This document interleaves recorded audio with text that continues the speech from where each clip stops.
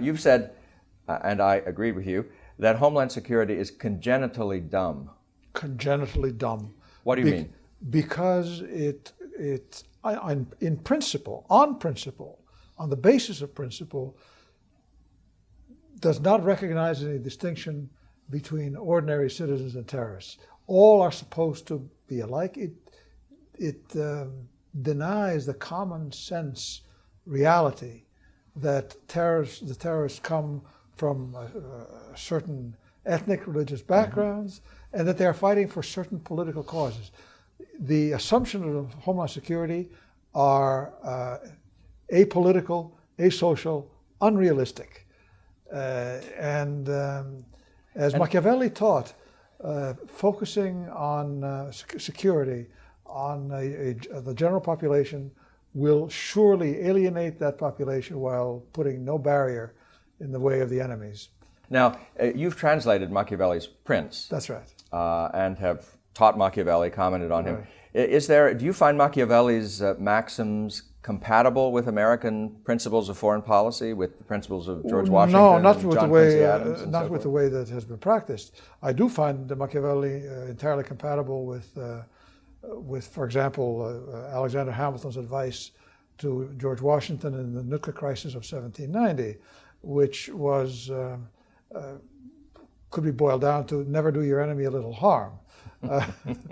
Yes. If Hamilton told Washington that if the British were to do any number of outrages, minor outrages upon the United States ought to let that go because he did not want war. However, if they crossed a certain line, regardless of cost, we should punish aggression by the sword. Mind you, this said on behalf of an extraordinarily weak nation that would have hazarded everything in the conflict. But his point was, if we have to make war, let us make war seriously as we possibly can. So would you say, is your position Machiavellian means to American ends? Or is your position that Machiavelli, as an analyst of politics more broadly, is American, or is No.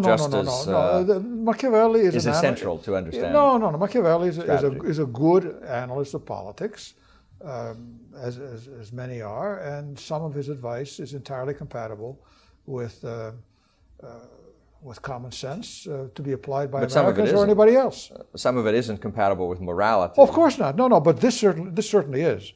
Not to do your enemy a little harm, and to take war seriously. Explain that. How is that moral? What do you mean by that? Well, look, if war is inherently a very serious matter, the moment that anybody kills anybody else, all of the most important, all of a nation's most important stakes are at stake. And it will not do to raise up enmity without a plan for disposing of it. It really is that simple. So when it comes to Homeland Security, which is our business, very much. We have the Department of Homeland Security, the Transportation Security Administration. One of the most remarkable things about the legislation which authorized them is that it foresaw them as permanent additions to the American bureaucracy. This is the remarkable thing, that it is not conceived as a war measure, as something that will go along with a temporary state, but as a fundamental, permanent change in the relationship between the government and its citizens, forevermore, says the George W. Bush statement that accompanies the Department of Homeland Security.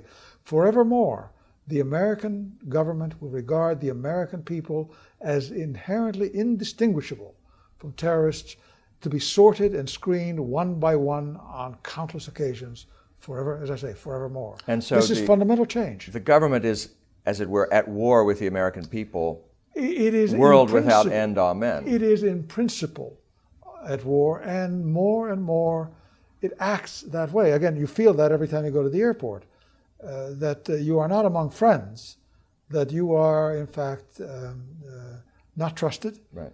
that you are a potential danger. You are a potential Yes. terrorist. And yet people sheepishly line up They do, to be inspected. because they are told by their leaders, supposedly their betters, that this is the right thing to do. And we have not had anyone, any politician, who has dared tap into the dissatisfaction, disdain for all of that, which we all know exists.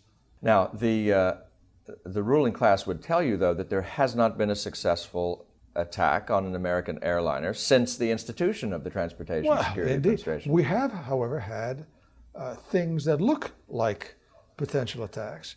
And in every case, the passengers have overwhelmed these folks. Now, recall what happened on 9/11. The passengers who were eventually killed. This is on Flight to 93. Well, United I'm 93. getting to Flight 93, but all of the passengers in all of those aircraft were following U.S. government directives on what to do and not to do during hijackings. The U.S. government had made it very plain that it would treat as a crime any attempt to interfere with a hijacking, because the U.S. government mistakenly assumed that hijackings were more or less benevolent events.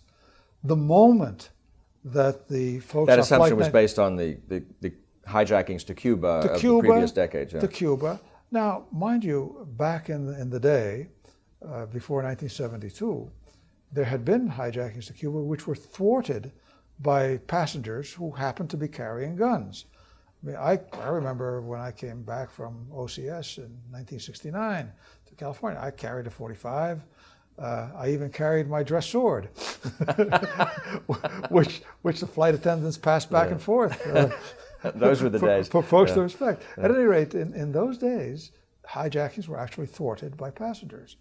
And on Flight 93, when people heard via their cell phones what had happened, and by the way, they turned on their cell phones in violation of FAA regulations, they immediately set about trying to take the plane back, and would have had that plane not been driven into the ground. All of this happened, of course, in violation of U.S. government regulations. Now, you, in the face of its dumbness, you predicted back in November 2001 that there would be more attacks and of increasing seriousness. I did, and I was mistaken for reasons that none of us know. Because A, the vulnerabilities are still there, and B, no one has chosen to exploit them. The vulnerability, I mean, it's also so easy to detail all of them, including, by the way, carrying weapons aboard airliners. Going around the TSA is child's play.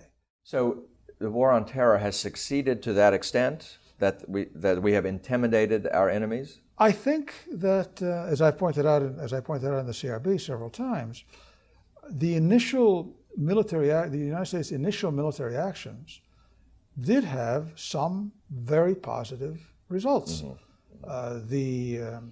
The Taliban, who were overthrown by a few Americans who directed airstrikes that cleared the way for the Uzbeks and Tajiks to rout their ancient enemies, the Pashtun.